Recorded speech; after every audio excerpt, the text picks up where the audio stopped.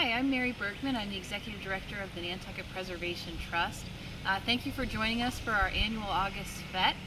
We're going on some virtual house tours and having conversations with homeowners with important historic houses here. And we're here in Sconset, a village, the easternmost village on Nantucket. So 27 Main Street, Sconset, right behind me. This was a house that was built in 1848 as one of Sconset's earliest hotels. People actually used to stay in town, and then they'd come out to Sconset on a hot day like this and stay in a hotel here.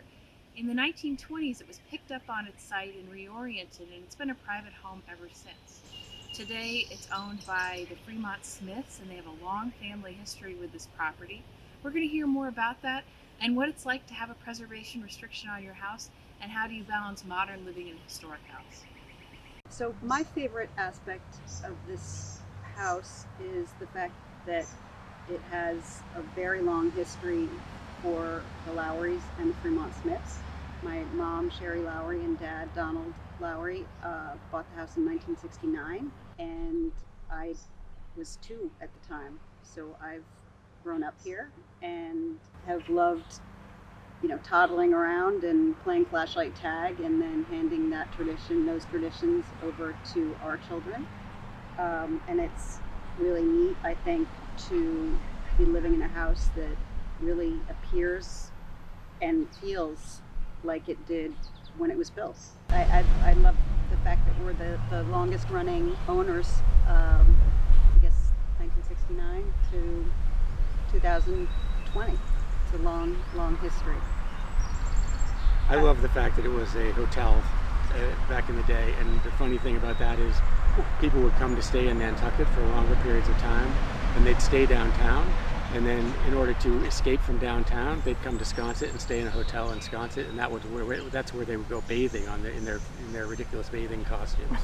So I think that's an amusing aspect. And even today, we kind of hide out in Sconset from the crowds downtown when we're not really up to it. And additionally, we basically run the house as a hotel with many guests. Not this year, however, which has proven to be quite peaceful. So the easement runs from basically the sight lines from Main Street to the property. So everything from the front of the house, forward of the house to the street, is protected along the whole property line of the house. My father, Donald Lowry, put the easement on the house with my mother's agreement. And he was really a leader in that. He did that in the late 80s, and there wasn't much in Sconset that was protected at the time. And he stepped forward and did that with the help of and the participation of the Siasconset Trust. And he really was foresightful in seeing how important preservation was going to be to Nantucket. It's such a dense collection of historic buildings all over the place, and the trend toward modernizing houses really, in some cases tragically destroying that historical legacy. It's nice to have the HDC, and it's nice to have the zoning. That's helpful, but all of those things can be changed and are very much political tools. So, a legally binding easement is a really permanent way to make that history stay in place. So when we took over from the Lowry family in 2009, we embarked on a lot of renovations, and our goal was really to maintain the house in as much the state in which it was found as possible. The Lowrys had bought it in the late 60s from the Larsons, and basically nothing in the house had been changed almost literally since then. And so we did a whole renovation of the exterior and the interior to try to preserve that look and feel of kind of a 1950s beach house. And so working with the easement was relatively easy for us because we wanted to maintain everything. But it did restrict what we could do in terms of materials and the size and shape of some of the components of the porches that we restored. And then also we expanded the kitchen a little bit, and we had some restriction on how much we could expand toward the driveway with the kitchen porch.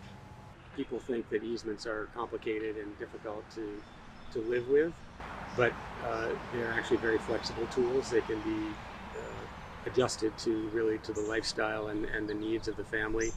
And if you've got a historic home, it's really worth looking into preserving those historic elements because it can be done without really too much intrusion at all. It has never been proven to affect the value in anything but potentially a positive way of the house.